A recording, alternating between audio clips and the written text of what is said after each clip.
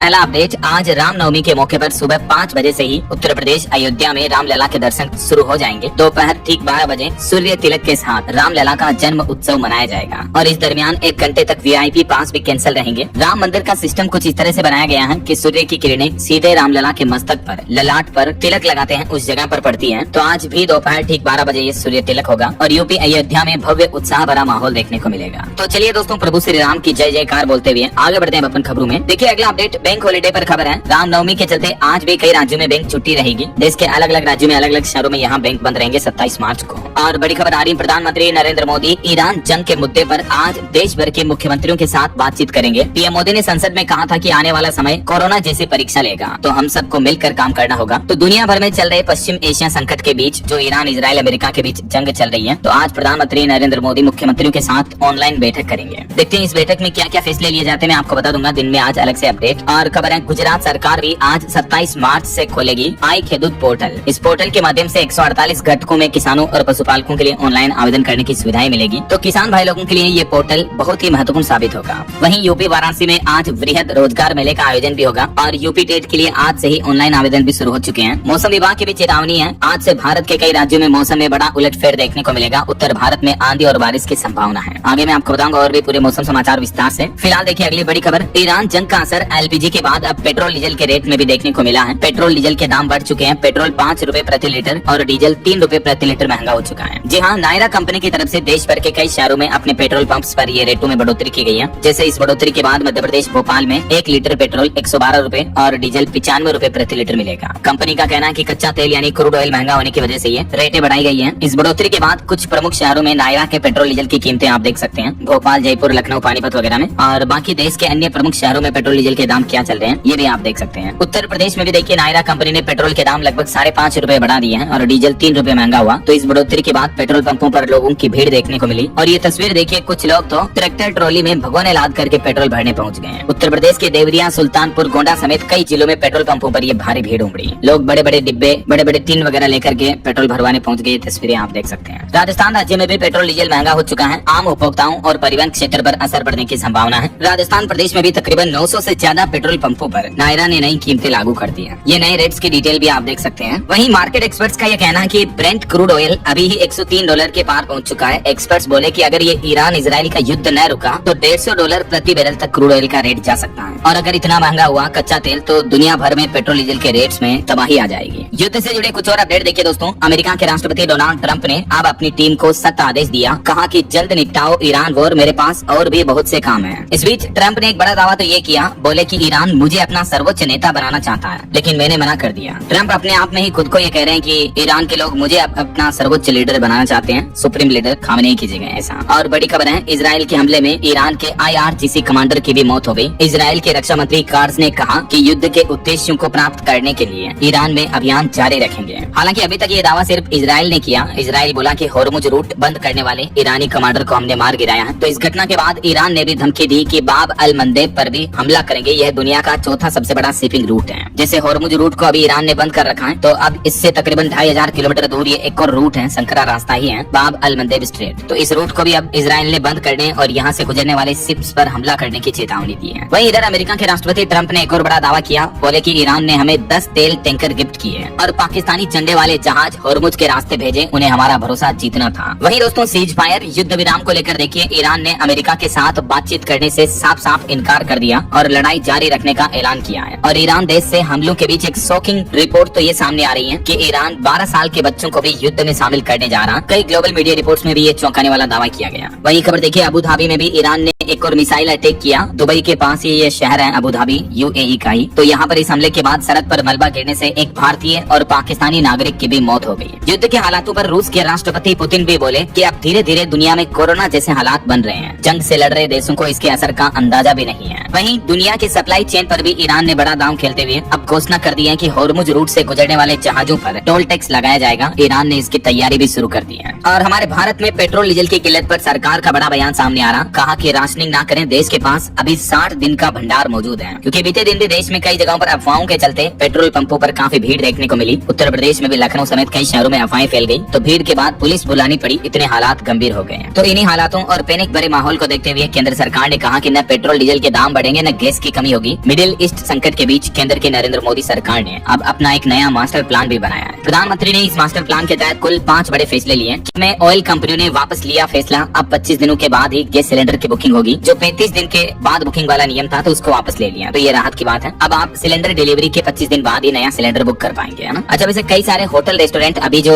Gas cylinder की किल्लत के बीच अपने बिल्स में कुछ एक्स्ट्रा चार्जेस ले रहे हैं, उनको भी सरकार ने हिदायत देते हुए कहा कि अगर ऐसा किया तो कार्रवाई होगी। 5% गैस क्राइसिस के नाम से चार्ज वसूलने के कुछ सोशल मीडिया पर बिल्स वायरल हुए। उसके बाद केंद्र सरकार ने सभी होटल रेस्टोरेंट्स मालिकों को चेतावनी दी है। वहीं होर्मुज जलडमरू मध्य रूट से भारत के लिए बड़ी राहत की खबर आई। ईरान ने भारत के जहाजों को आवाजाही की अनुमति दे दी है। और देखिए, हमारे कश्मीर में ईरान के लिए तकरीबन 18 करोड़ का चंदा जुटाया गया। ईरान के लिए डोनेशन के मामले में बड़गाम जिला सबसे आगे रहा। हालांकि इस चंदे को लेकर सुरक्षा एजेंसियों को आतंकी फंडिंग में इस्तेमाल करने की आशंका है, तो इसलिए इस मामले की जांच भी चल रही है अभी। तो ये कुछ जंगी हालातों का माहौल चल रहा है। और चलिए आगे बढ़ते हैं अपन खबरों में। देखिए, सबसे पहले तो एक श्रद्धांजलि। कुछ बड़ी दुर्घटनाएं हो गई हमारे देश में। बीते दिन कई लोगों की मौतें हो गई। मध्य प्रदेश के छिंदवाड़ा में भीषण सड़क हादसा हुआ। मुख्यमंत्री के कार्यक्रम से लौट रही एक बस की ट्रक से टक्कर हुई, जिसमें 10 लोगों की मौत हो गई, 30 से ज्यादा लोग घायल हो गए। शाम के समय थोड़ी रात होने के बाद यह हादसा हुआ। हादसा काफी भयंकर था, तभी तो 10 लोगों की मौत हो गई। कई लोग हॉस्पिटल में घायल हैं, तो मृतकों की संख्या और भी बढ़ सकती है। इस छिंदवाड़ा बस हादसे पर मध्य प्रदेश के मुख्यमंत्री मोहन यादव ने भी दुख जताया और मृतकों के परिजनों को 4-4 लाख और घायलों को 1-1 लाख रुपए की सहायता राशि देने की भी घोषणा की है। और एक बड़ी दुर्घटना बीते दिन हमारे देश में आंध्र प्रदेश में हो गई। देखिए, यहाँ डंपर और एक ट्रेवल बस में टक्कर हो गई, जिसमें 14 लोग जिंदा जल गए, जबकि 22 लोग अभी भी गंभीर रूप से घायल हैं। 3 घंटे बाद आग पर काबू पाया जा सका। हादसा इतना भयंकर था। प्रधानमंत्री नरेंद्र मोदी ने भी इस दुर्घटना पर शोक जताया और मुआवजे वगैरह का ऐलान भी किया है। ये बस के अग्निकांड से जुड़ी कुछ तस्वीरें भी आप देख सकते हैं स्क्रीन पर। इस हादसे पर देश के राष्ट्रपति द्रौपदी मुर्मू ने भी शोक व्यक्त किया। अच्छा, एक बड़ा अंतर्राष्ट्रीय हादसा भी हो गया बीते दिन। देखिए आप, बांग्लादेश में एक बस नदी में गिर गई, जिसमें 26 लोगों की मौत हो गई, 6 लोगों की जान बचाई गई। इस बस को एक बड़ी नाव पर चढ़ाया जा रहा था। उसी समय बस का बैलेंस बिगड़ गया और बस सीधे नदी में जा गिरी। बांग्लादेश के राजबाड़ी जिले में यह भयंकर बस हादसा देखने को मिला। देखिए आप। ओके, और चलिए आगे बढ़ते हैं अपन खबरों में। देखिए आप, अगला अपडेट, प्रधानमंत्री नरेंद्र मोदी 15 से 17 जून तक फ्रांस में होने वाले G7 शिखर सम्मेलन में शामिल होंगे। वहीं खबर है, जम्मू कश्मीर को भी केंद्र सरकार से 5000 करोड़ रुपए की अतिरिक्त मदद मिली। जम्मू के मुख्यमंत्री उमर अब्दुल्ला ने पीएम मोदी को धन्यवाद भी कहा। भारत के विदेश मंत्री डॉक्टर एस जयशंकर ने कनाडा के विदेश मंत्री अनीता आनंद संग वेस्ट एशिया के हालातों पर भी चर्चा की, उनसे फोन पर बातचीत की। और एक रिपोर्ट आ रही है कि ईरान युद्ध की वजह से रूस को तेल से रोजाना $750 मिलियन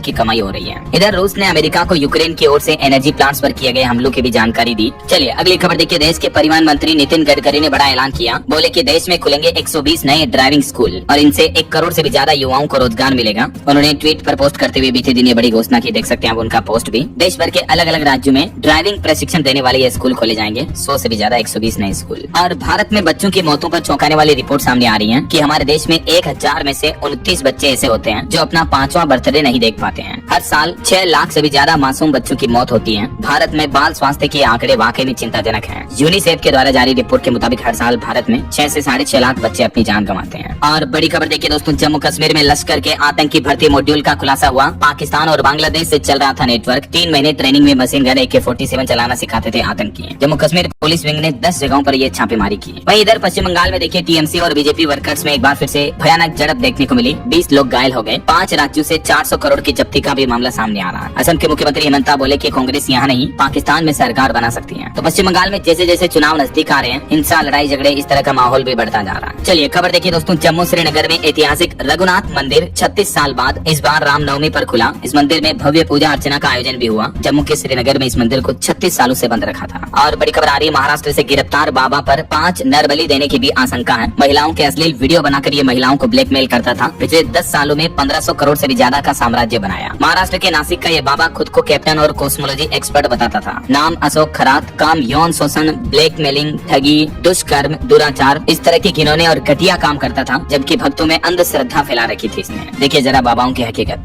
इस तरह के घिनौने बाबाओं के भक्त तो कम से कम कभी ना बने दोस्तों, और आंख बंद करके अंध भक्त कभी किसी के ना बने। चलिए चारधाम यात्रा पर खबर आ रही है। इस बार चारधाम मार्ग में भूस्खलन निगरानी प्रणाली विकसित करने पर अध्ययन किया जा रहा है। केंद्रीय मंत्री नितिन गडकरी ने ये बात की जानकारी भी दी। और बड़ी खबर आ रही है, ट्रांसजेंडर महिला खिलाड़ियों पर अब अब IOC ने लगाया बैन। जी हाँ, IOC यानी इंटरनेशनल ओलंपिक कमेटी की तरफ से ये बड़ा फैसला लिया गया है और इसके तहत अब ट्रांसजेंडर महिला खिलाड़ियों को महिला वर्ग की प्रतियोगिताओं में भाग लेने से प्रतिबंधित कर दिया है, यानी बैन कर दिया, वो हिस्सा नहीं ले पाएंगी। यानी अब ओलंपिक और IOC इवेंट्स में केवल बायोलॉजिकल महिलाएं ही हिस्सा बन पाएगी। ऐसा IOC का कहना कि ये फैसला विज्ञान पर आधारित है और महिला खिलाड़ियों के बीच निष्पक्षता, सुरक्षा और समानता सुनिश्चित करने के लिए लिया गया है। और बॉलीवुड से बड़ी खबर देखिए, ऑपरेशन सिंदूर पर फिल्म का ऐलान किया गया। बॉलीवुड डायरेक्टर विवेक अग्निहोत्री करेंगे